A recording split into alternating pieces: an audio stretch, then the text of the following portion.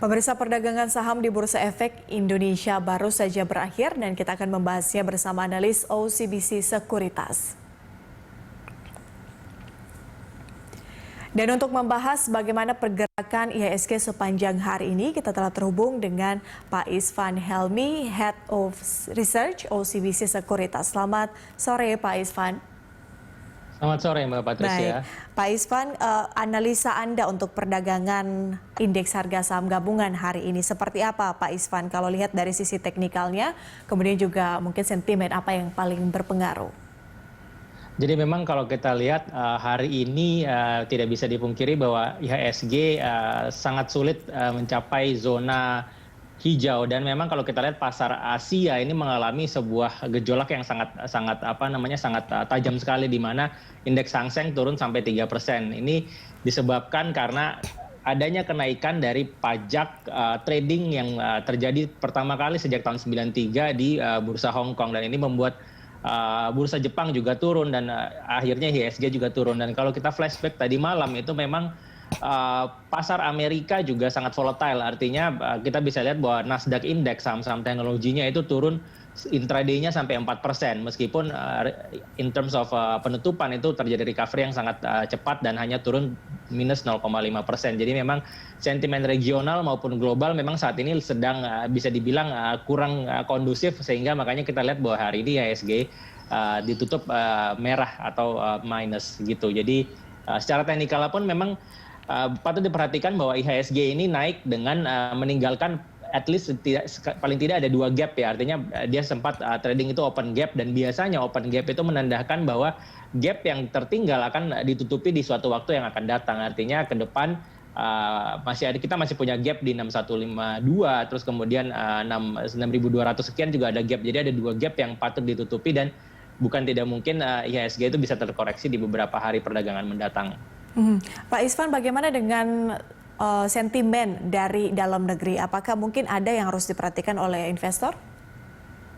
Jadi kalau kita lihat dari dalam negeri sendiri memang semua masih tertuju kepada seberapa cepat vaksinasi itu bisa dilakukan. Karena kita tahu kan progresnya sekarang setelah instansi kesehatan, terus kemudian TNI Polri, dan kemudian lansia, harusnya nextnya vaksin itu bisa disebarkan untuk umum, dan beberapa info juga katanya akan ada vaksin massal di GBK. Jadi memang berita tentang vaksin itu akan sangat mempengaruhi market, di mana ketika progres vaksin sudah mencapai 30-40%, kita pikir bahwa PPKM atau pembatasan sosial ini bisa mulai perlahan-lahan dicabut, sehingga konsumsi itu bisa kembali menggeliat kembali. Sehingga kalau dalam negeri memang semua data ekonomi menurut saya sudah price in the market, di mana GDP kita cuma minus 2% 2020 kemarin. Jadi ekspektasinya adalah seberapa cepat GDP ini bisa balik paling tidak plus 1 atau 2% di kuartal 1 dan kuartal 2 ini. Jadi kalau dalam negeri memang sentimen tidak begitu banyak, itu sih yang paling banyak dilihat.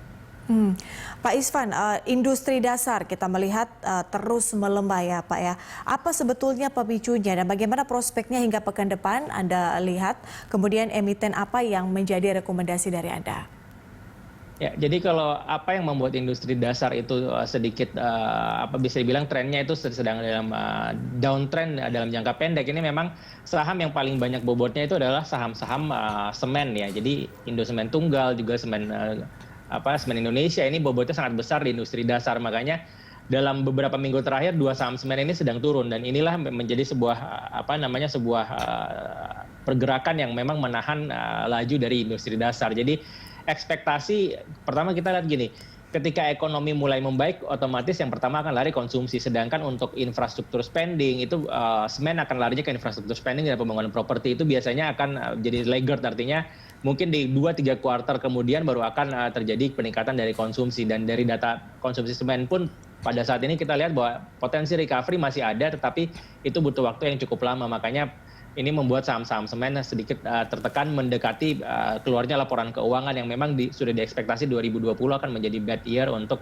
emiten-emiten semen. Makanya industri dasar ini terjerembab. Tetapi kita bisa melihat ada peluang di sini di mana industri dasar itu ada dua sub-industri lagi, subsektor lagi, di mana ada industri pakan ternak dan juga industri pulp and paper. Jadi dua industri ini yang menurut saya bisa diperhatikan oleh investor.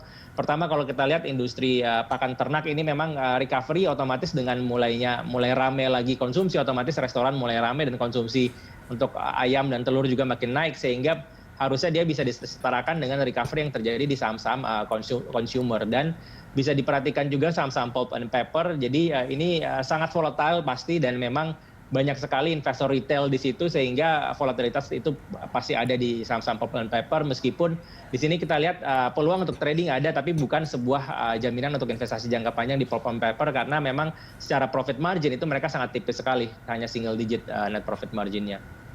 Oke, Pak Isvan, kita kembali lagi ke sentimen global. Ini kalau kita melihat kebijakan moneter longgar oleh The Fed, seperti apa kemudian saran investasi untuk kuartal 1 ini paling tidak? Kemudian sektor apa saja yang kira-kira menarik dan bisa dilihat atau diperhatikan, dikoleksi oleh para investor? Ya, jadi kalau kita lihat dengan The Fed mempertahankan bahwa suku bunga tidak akan berubah meskipun inflasi di Amerika naik sampai 2%, ini artinya sebuah jaminan bahwa equity market ini masih akan bertahan di dalam fase bullish atau uptrend, meskipun di dalam jangka pendek mungkin akan terjadi sedikit penurunan harian. Tetapi kita lihat dengan komen Jerome Powell ini dalam jangka menengah harusnya bullish ini bertahan, dan kalau implikasinya ke Indonesia, otomatis Indonesia akan mengikuti sentimen global. Jadi harusnya prospek ke depan, meskipun ada koreksi, kita bisa masuk, dan sektor-sektor yang memang paling diuntungkan saat ini adalah sektor yang akan menjalani recovery paling depan. Pertama tadi saya sudah sebut consumer, kemudian sektor yang sangat tahan terhadap pandemi adalah sektor farmasi. Kita bisa lihat beberapa saham seperti Sido muncul, kemudian Kalbe Farma yang juga ada beritanya kemarin sudah tanda tangan 1,1 miliar dolar untuk vaksin COVID, dan harusnya ke depan dua sektor itu bisa diperhatikan. Dan juga jangan lupa sektor properti dengan adanya bunga DP 0% ini, makanya kita lihat bahwa properti ke depan punya sebuah prospek yang cukup menarik, terutama emiten-emiten yang punya pangsa pasar itu di middle to low, itu seperti Ciputra, dan juga beberapa emiten yang punya exposure mall yang sangat tinggi seperti Pakuwon Jati harusnya juga diuntungkan pada saat masa recovery ini. Oke, ada beberapa sektor yang menjadi rekomendasi dari Anda, Pak Isvan. Tapi kalau kita melihat tadi sedikit berbicara soal proses vaksinasi ya, yang juga masih menjadi sentimen dalam negeri terkait dengan pergerakan indeks harga saham gabungan, di mana pasar masih melihat bagaimana perkembangan proses vaksinasi di tanah air. Tapi kalau kita melihat sejauh ini dengan proses vaksinasi di tanah air, kalau untuk prospek emiten properti misalnya, manufaktur dan juga komoditas, bagaimana ini berpengaruh? Jadi sebenarnya kalau tadi kita sudah singgung properti, harusnya recovery itu ada, tapi butuh waktu untuk marketing sales atau penjualan propertinya mereka itu naik secara signifikan dan balik ke level pre-pandemic. Kalau kita bicara untuk sektor manufaktur, otomatis ketika konsumsi sudah recover, terus kemudian consumer confidence index itu sudah cukup stabil, artinya manufaktur akan juga ikut di dalam proses recovery yang kita katakan mungkin kuartal 2 atau kuartal 3 ini bisa terjadi. Sedangkan kalau untuk komoditas memang ini sebuah sektor yang bisa dikatakan unik. Kenapa? Karena memang lebih ketergantungannya bukan terhadap ke domestik, tetapi terhadap perkembangan global. Kita ambil contoh misalnya harga minyak ini saat ini masih cenderung uptrend, dan kita lihat misalnya ada beberapa komoditas lain seperti memang emas misalnya saat ini sedang koreksi, tetapi menurut kita dalam jangka menengah mungkin emas ini bisa mencapai level all time high lagi. Jadi memang ke depan sektor-sektor komoditas ini akan ditopang dengan recovery dari commodity price yang terjadi di global. Jadi kenapa commodity price itu bisa recover beberapa waktu mendatang? Karena memang pertama vaksinasi bukan hanya di Indonesia tapi secara global ini akan membuat konsumsi akan semakin tinggi, dan ketika konsumsi semakin tinggi otomatis demand terhadap raw material yang berkait langsung dengan harga komoditas itu akan lumayan recover, sehingga at the end, by end of 2021 harusnya harga komoditas dunia ini masih bisa naik, dan mungkin harga minyak pun masih bisa tembus ke level $70 per barrel, sehingga efeknya adalah ke saham-saham komoditas yang ada di Indonesia akan mempunyai ASP atau harga jual komoditas itu lebih tinggi dibandingkan tahun kemarin. at the end laba bersih mereka juga akan lebih baik di 2021, makanya prospeknya juga ini akan cukup menarik diperhatikan di 2021. Untuk sektor properti, Pak Isvan, artinya Anda melihat bahwa pemulihan properti ini di sektor properti ini masih lamahkah? Karena kalau kita melihat masyarakat masih memilih untuk membeli kebutuhan dasar paling tidak dibandingkan harus membeli properti seperti rumah mungkin atau mobil.